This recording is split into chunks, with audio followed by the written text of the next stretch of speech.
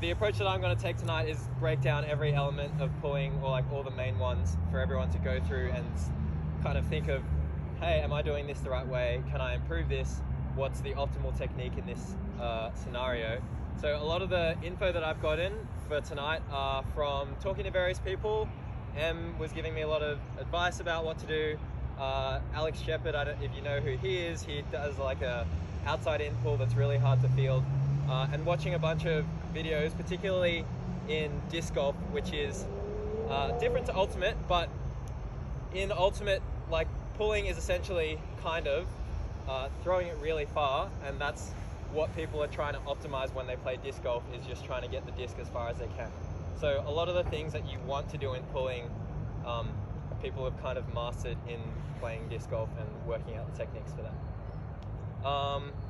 Give me a second. Okay, yeah. So the point of the pull. The point of the pull is not to get it there really quickly, make it really hard to pull field all the time. A lot of the time it's essentially what you're trying to do is put your defensive team in the best position to get a block. And most of the time, the way to do that is to keep the disc in the air for a really long time so your D can get down, and get it as close to the back of the field as you can, because it means, one, they have to work the disc up more of the field, and two, they don't have a backfield to work in because they're already cramped in the back of the end zone. So a lot of tonight is going to be about how can we get the disc to stay in the air for a long time, and how can we get the disc to go as far as we can throw it. The specifics are different for if you are really tall, you've got longer levers, you can kind of fling it a lot higher and further, or if you're smaller, you're going to have to use more technique to get it there and use a bit more power. So we're going to start with just going through the grip and the motion of the disc. Does everyone have a disc here? Or if you're not holding one, can you get one in your hand?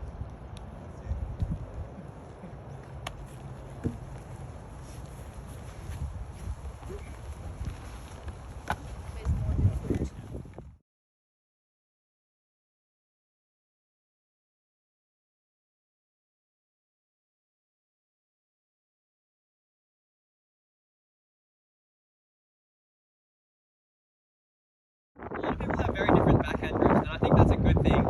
I don't think that one backhand grip is optimal for all your throws in games. For instance, I will put my fingers out if I'm throwing more touch throws. I might take some fingers in when I'm throwing a longer throw. But if you're talking about power, there's kind of an optimal grip for it, which is all your fingers in against the rim. If you want a bit more control, you can kind of leave your middle finger out a little more. And getting your thumb closest to the edge. So a lot of the time when you throw, you might have it further in, but if you're going for power, you want it kind of along the lines, like parallel to the speed lines on the edge of the disc, or even further along there. And the reason for that is when you throw normally,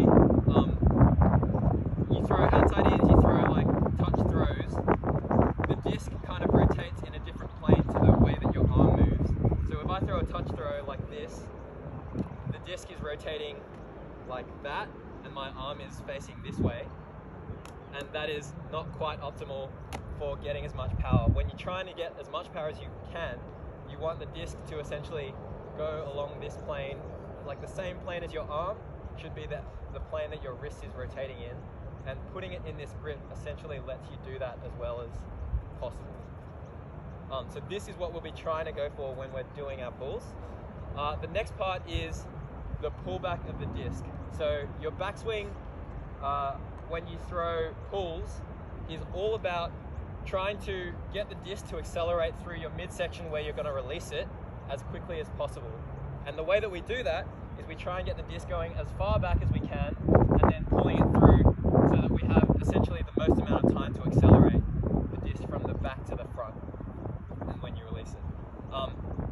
A lot of people think that when they're throwing it far, they're going to do like a big arc like this, and they're going to have their arms straight. That's not really what you want in most situations. What you're trying to do is, if you imagine like a cannonball going through a barrel of a cannon, it kind of goes in a straight line, and you're trying to pull the disc as far back to as far forward as you can along that straight line. So no matter where you're pulling, like if you're throwing an inside out, an outside in, a straight throw, you're trying to get it going in that direction the whole time. Breaking down the components of that, we want to try and pull our shoulder back. So normally when you're throwing, you might kind of face where you're throwing and throw to that. But if you have your face facing the person that you're throwing to, you're not going to be able to get your shoulder back enough to like really pull the disc. So when we're going to go out in a second and do some pulling, don't face where you're trying to throw. I want you to keep your head basically facing towards the floor or like neutrally, so that you can pull your shoulders back further and then pull the disc through as fast as you can. Yeah, so have a go, just like feel as far back as you can go, looking forward, and then put your head straight, and then see how you can like move the shoulders further back. Trying to bash down a door, not up high, but like down through kind of your midsection, which is where you'll feel that you can do that with the most power.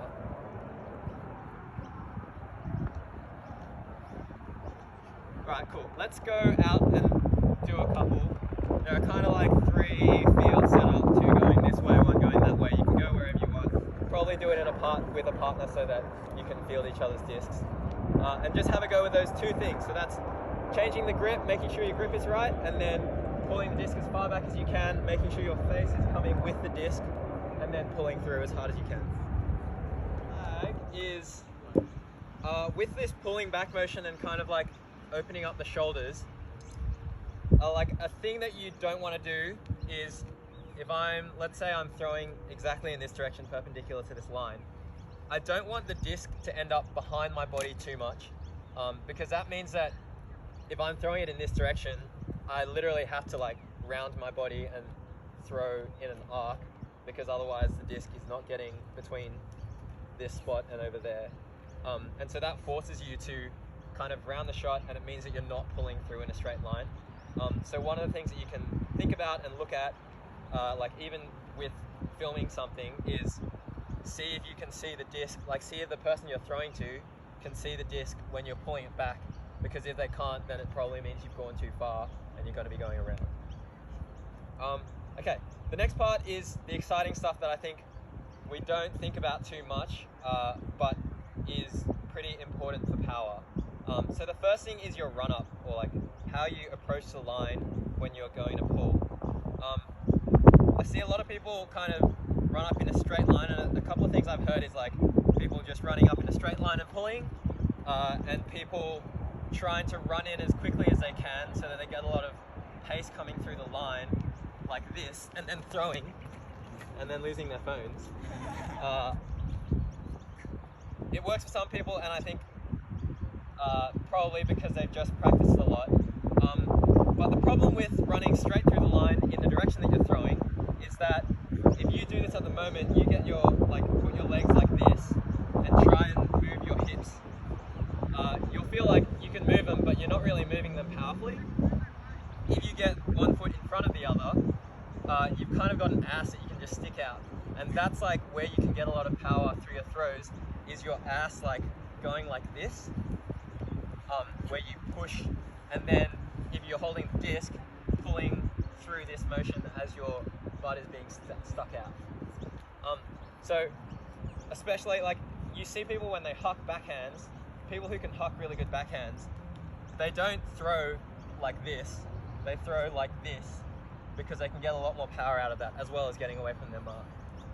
Now, what that means for our run-up, or it doesn't even have to be a run-up, it can be a walk-up, is rather than going straight to the line or straight in the direction that we want to throw, we actually want to come at like maybe a 45-degree angle. And what that does is it means that you close off your hips to the direction you're throwing, and it means that you can pull through and get a lot of like coiling power from your leg, your core, and like this pulling motion. So that's one adjustment we want to make. So what that looks like is either an approach where you just go at 45 degrees to the line and throw, or you can come up straight and then curl your run up at the end, kind of in a semicircular sort of shape or quarter circle, where you go like this. Now you've been probably seeing what I'm doing with my feet here, and it's a bit different to a normal run. Because you're turning your hips this way and running here, rather than running like a normal person would run, you're actually going to run with your back foot coming through behind you and then your front foot coming. So it's called an X step because your legs essentially cross over like this. So yeah, have a practice of like what that feels like to you. It's right or dominant foot forward, other foot behind, and then other foot through.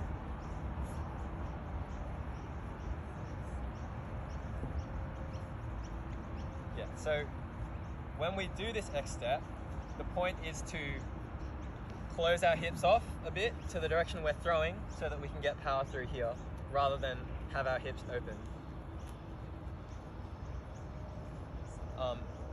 You'll see some people that do spin pulls, and the reason they do that is because it helps you close your hips off as well as get more like rotational motion through, where they turn and then their hips are like coming all the way through and then getting power through that. So I think people talk about theoretically that's the way that you can get the most amount of power, but it's obviously harder to control.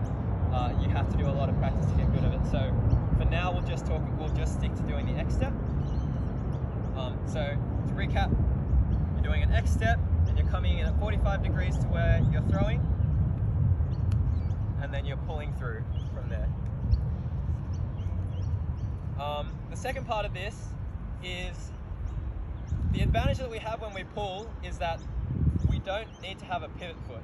Normally when you throw a huck as far as you can, you have to keep this foot on the ground, and it means that you're kind of rooted here and you have to get a lot of power out of standing still. But when you're pulling, if you were to keep your back foot on the ground, you'd lose all the point of like what we are doing, which is trying to have this coil and then release it. So when you're doing this next stuff with this X step and closing your hips off, try and make sure that you're getting your left foot to come off the ground so that you can rotate through. Because otherwise you're just going to lose all your power because you're trying to stay in the same spot. Yeah, okay, cool. Let's go out in your pairs again and have a go at this. It's 45 degrees to where you're throwing. So if you're throwing straight, it's 45 degrees. If you're throwing over here, I don't want you running towards that direction. I want you running even further across so that you're going 45 degrees to where you're throwing. Revising over that a bit. So with the X step, don't be too worried. Like, we're going to go out a bit again in a bit. I'm just going to talk a bit, but don't be too worried about trying to get the X step perfect. The point isn't to like make really big steps and get power out of that. It's more to align your hips. So like, I don't need to, if I'm trying to pull, I don't need to make big steps. I can literally just go like this, and because my hips are facing the right direction, the disc is going to have more power because I'm aligned. It's about the alignment, not necessarily running through the line. Okay, we're going to talk a bit about the disc flight and disc height now. So I think what a lot of you may have found is like sometimes you can have a powerful throw that comes out really low, and then it doesn't actually end up being a good pull because it's gone so fast and so low. And some of you might have also seen that you can just throw it up and it'll end up coming back towards you, which is also not what you want because you're losing power. So there's obviously like a sweet spot in the middle there that you're trying to aim for, which is the disc going high so that it sits in the air without sloping backwards. So we're going to talk a bit more about disc flight now, and that is going to tie into it a bit. So a lot of people throw a lot, but most of the time you don't see what the disc actually wants to do with its full flight because you haven't thrown it far enough or it's hit the ground before it gets to the end of that. So if any of you have ever watched disc golf, you'll see that their discs fly very differently. And if you've ever thrown a disc golf frisbee, or basically any frisbees that aren't these, you'll see that some of them, like a lot of them actually end up going inside out at the end, which is different to what we think discs do, because we always think you throw it hard, it goes outside in, it ends up in the ground. But even ultra stars, if you let them fly in the air for long enough, they're all going to end up going inside out. So if I throw this, I'm going to throw this that way, and we're going to watch where it goes. If I throw this really hard and give it enough time in the air, it's going to start inside out, turn over to outside in, and then try and go inside out again at the very end of the flight. Hopefully this works, otherwise I'll throw it upwind. I'm going upwind, don't blame me.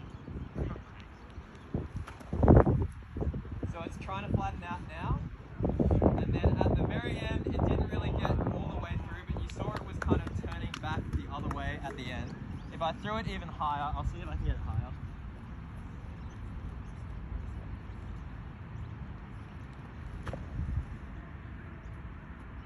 This might be okay. Not quite, so the wind is still pushing it that way. But you can see it's not turning all the way over. If I don't throw it with outside in, it's actually going to stay flat, and then if we took away the ground here, it would slowly come back to the left. So that's what we're going to think about with these throws. So because of that, what the disc looks like in flight, if I was to make a field of cones here, if I throw a disc in this direction and I see its full flight, what I'm doing, if I'm trying to throw it as far as I possibly can, is I'm going to throw it on inside out. It's going to push up the field this way, turn over to outside in, push up the field this way, and at the end of its flight, it's going to go back inside out again and then push this way. So by throwing it with that full flight, I can get it to go kind of weaseling its way to the end zone and getting as much distance as it can.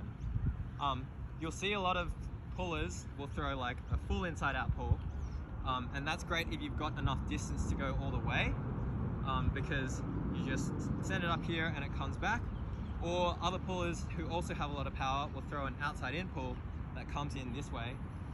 But if you struggle to get distance, I would say this kind of pull where it goes inside out, then outside in, then inside out again, is what is going to get you having the disc go as far as possible. The other advantage of this is that if you're throwing it high enough, as it goes through these 3 phases of flight, it's going to like kind of push against the air and basically like slowly fade towards the ground. You'll see when you throw an inside out one, it goes high and then it comes in, and an outside in one, same thing, it goes high and then it runs into the ground. So when you get the angle right, it should kind of float and then come back again the other way. So that's what we're going to aim for in the next section.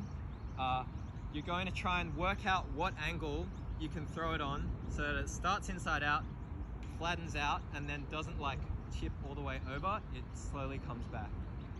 You want to throw it as hard as you can, but you want to change the amount of inside out angle that you put on the disc. There will be 2 parts of this, which is you're going to have this inside out angle, and you're also going to be changing how high you're throwing it, because the higher you throw it, the more it wants to come back this way. So those are the kind of 2 planes that we're going in. The inside out plane, or outside in, and then throwing up versus throwing straight, like parallel to the ground. Okay, cool. Gan, what should we be aiming for, Gan? Yeah. Like when we're throwing, where should we be aiming for? Okay, so you'll get to practice this a bit, but it's kind of, let's go for aimed straight down the middle of the field, because your disc is kind of going to go left, then right, then left. So you're going to try and aim to just go straight, and then it should hopefully go through all of those positions. Sweet.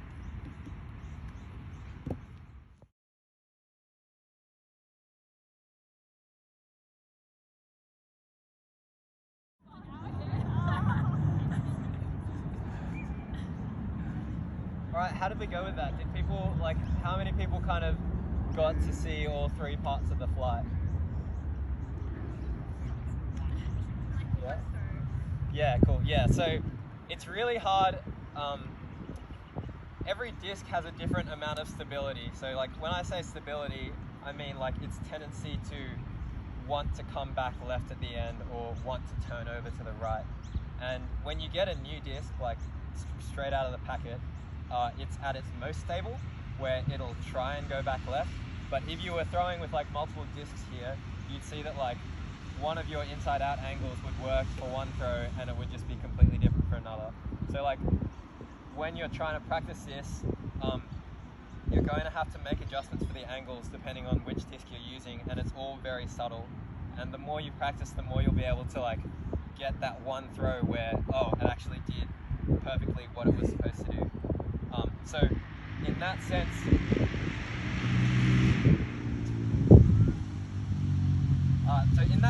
this kind of pull where it goes through all parts of its flight is quite hard to do because you have to be able to nail the angle that you release it at, otherwise it's not going to do it properly. Cool, so the next throw that we'll go through is the inside out pull, which is very similar. The main difference is how much inside out you put. Basically you want to drop it even lower, start the backswing kind of close to the ground, and the same way that you would pull with that normal one kind of coming through here, you want your torso to be kind of at the same angle to how the disc when you're releasing it. So when we were normally throwing it at this angle, we want to get our torso leaning even further over so that we can get it really vertical. Because you're still going to get power in the same way. It's coming from your core, it's coming from your hips, but to change the disc angle, you're changing your body angle. If you're going upwind here, it's going to be quite hard to get this staying inside out the whole way, but the idea is we want it to come out inside out, flip up maybe to this angle or so, and then finish inside out again. Don't be afraid to throw the disc really far to the right and then see if it comes back, because that's what we're trying to go for. If you try and keep it in field the whole time or like going straight the whole time, it's not going to go very high, it's not going to go very far. With this throw, we're also going to try and throw it as high as we can without leaning back. So if you lean back and you throw it high, it's going to come back towards you. You want to lean through the disc and essentially yank it from down here up this way as far as you can. So I'll do a little demo. I won't hit you, it's going up there.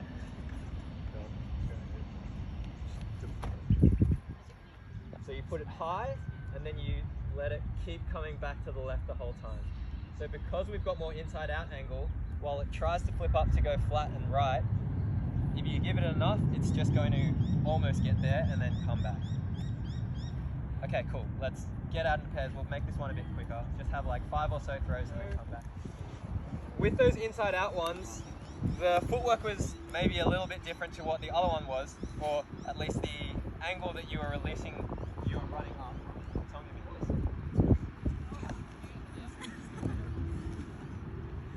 So if we say, you can kind of see this line, or I don't have any lines near me.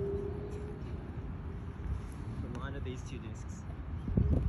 So with the previous throw, the flip up to inside out, we would kind of come in at this angle to throw, because it was closing off our hips to the direction we were throwing it. When we throw an inside out throw, we're throwing the disc outside of the field that way, which means we wouldn't come in at the same angle. We would actually come probably more straight to the angle of the field, because that would mean that as I come through, I pull across my body again, and I've created the same angle, but instead of throwing this way, I'm throwing this way. So that's going to be a bit of a theme for the night, is it always depends on which way you're throwing, not which direction the field is in. So inside out pull comes in like this, and when we do an outside in pull, which is what we're about to do, is you're almost going to come in like this and then send the disc in that direction. Cool, so outside in pull. So let's first talk about the use cases of the straight throw versus the inside out versus the outside in. You'll have found when we did those inside out, depending on the direction that you were throwing, the wind was either helping you or hindering you. You can feel the wind's kind of coming this way right now. So if you're a right-hander pulling that direction, you throw the disc up and it just gets carried back a bit. Oh, it didn't really do it then. versus if you're throwing in this direction, it would get pushed down. So a lot of the time when you decide to pull, the decision about which pull to throw is based on which direction the wind is going, because it might be really hard for me to get an inside-out pull going that way to stay in the air for a long time, and I'd instead want to go for an outside-in pull or a straight, like that three. Okay, I'm gonna call it, and you won't like this, it's called a hyzer flip throw, where it goes through all three parts of the flight, because with this wind it'll be more stable and it'll stay in the air for longer, because I'm not letting the wind push the top side of the disc down. So we're going to go through the outside in pull now, and if I was going in this direction with the wind coming, an outside in is kind of good because the wind is going to push the underside of the disc and keep it up in the air. When I say outside in pull, that's what it looks like in the air. It's not necessarily outside in when I release the disc. So I'm still going to release it on a bit of an inside out angle, but because I'm throwing it hard, it's going to turn over sometime in its flight, and then it's going to carry to the right. So this one, unlike the inside out pull where we pull it kind of out the right sideline and have it come back left, or if you're left-handed like this, you're going to pull this out the other sideline and then let it come back. So I'm going to throw one, and you're going to see I'm not going to throw it outside in. I'm throwing it kind of at this angle, and then it's going to turn over, and hopefully if the wind picks up again, the wind is going to carry it further right, and that will mean that it stays in the air as it's getting carried.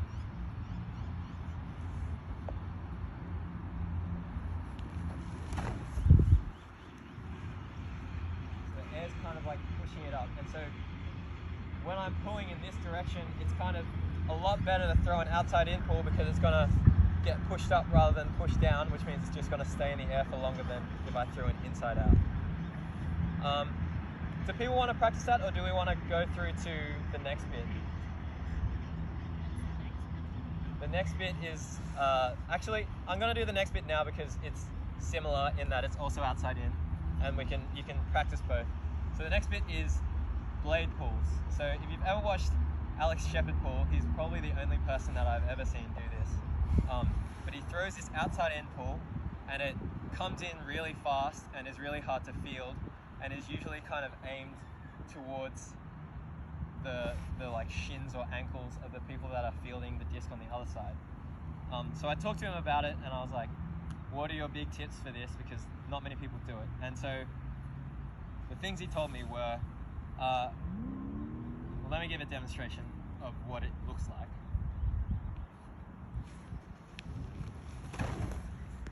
So it's trying to get it there fast and with a lot of angle so that it's hard to field. So similarly to the other one, it's also outside in, but this one I'm not releasing inside out, I'm going outside in the whole time. With this throw, you're trying to essentially get the disc from your left or your opposite pocket and then pull through over like around chin height as hard as you can, and your aiming point is like the shins of the people on the other side of the field that are trying to catch it. And the idea is that you get it to there, and so they don't want to catch it, they have to back up, and then they'll end up bobbling it or kicking it out the sideline, and then they have to play from there. I don't have too many tips for this because I'm not very good at it myself, but those are the things you want to try and do is pocket to chin, fling it over, like pull it as much as you can this way. You can try and go for a higher arc or a lower arc, and you're trying to hit the other person in their shins. Try and get it there as quickly as possible. Okay, go out and you can do either of those things. Okay, so that's basically it for like all the practical stuff. I got like a few more tips for like deciding what pulls to throw and how to throw pulls. Obviously, you've seen like people do a really bad brick every now and then, like they pull it out their own sideline, and then it never comes back in, and the other team gets it like right on the front cone of the end zone. So like a lot of pull choice making, decision making, comes with your conditions and how you want to minimize the amount of, or the chance that you're going to brick the pool.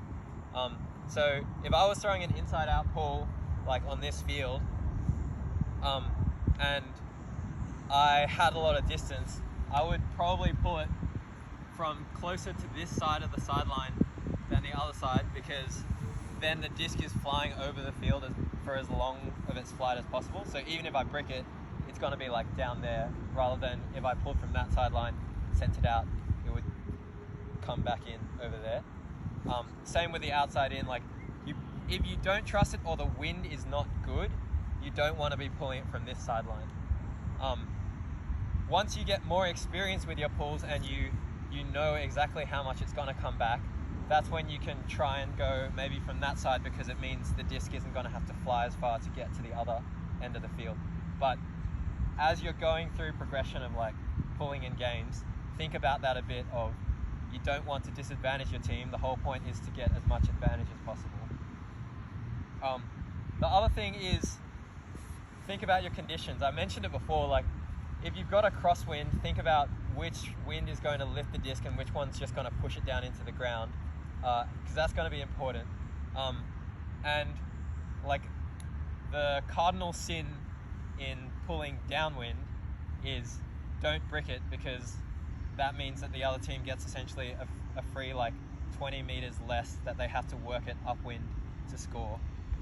So it actually becomes quite hard sometimes when you've got a really big downwind blowing to get it in the field, because you might actually pull it out the back because the wind is pushing it. And that's probably one of the most optimal times I would say that you would throw the blade pull, because you know that it's going to hit the ground quicker rather than sail through the air for a long time and go out the back.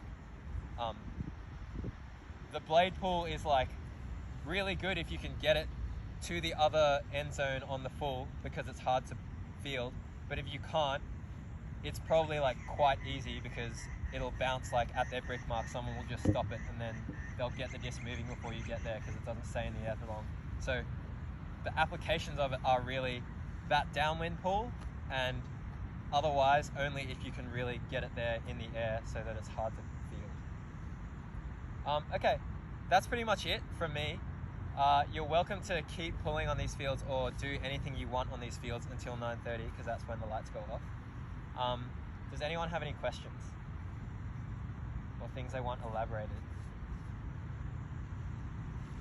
Do you have any tips on positioning your feet when pulling? If you're pulling that way, your feet this way? Yeah, this so way. I like having my foot kind of closed off. So like if I'm pulling in this direction, I don't open my stance, I keep it closed, and that makes me feel more powerful pulling through.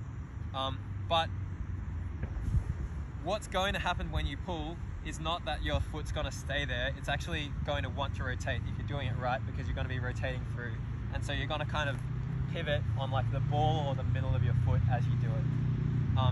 One thing that I found is quite good for learning how to do that motion is actually pulling while wearing like sports shoes, like not cleats, like shoes that don't have grip, or don't have this type of grip, because then your foot doesn't get stuck in the ground and you can feel what it's like to have that rotation happen.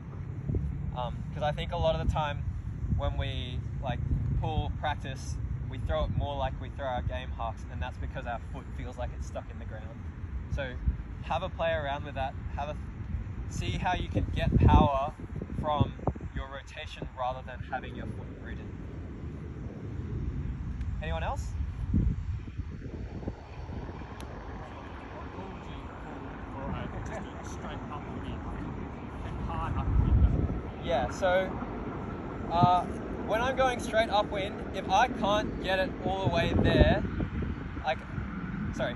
if I'm struggling for distance, I would probably go for the hyzer flip, because I know that that's going to get me going as far as I can. If I throw inside out, it's probably just going to get dumped down. And if I go outside in, it's going to hit the ground early. If it's like cripplingly upwind, I would almost suggest like going for an outside in so that it rolls out the sideline, and at least you get field position on the sideline. And sometimes you can get the outside ins to like really fight through the wind, depending on what it's like.